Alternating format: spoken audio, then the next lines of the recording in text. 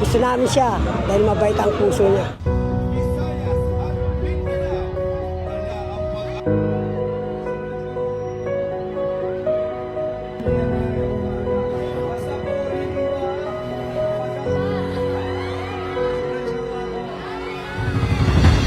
Maraming salamat sa iyo kami. Lahat kayo magpapamilya sa iyo. Maraming salamat sa tulong na biyaya binigay mo.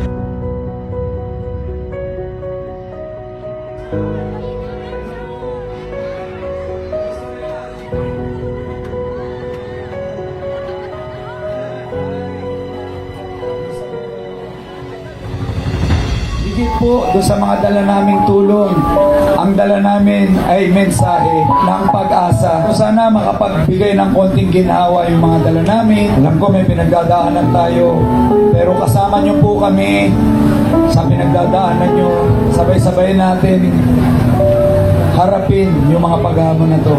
At pagkatapos yan, sigurado ko makakabangon tayo muli.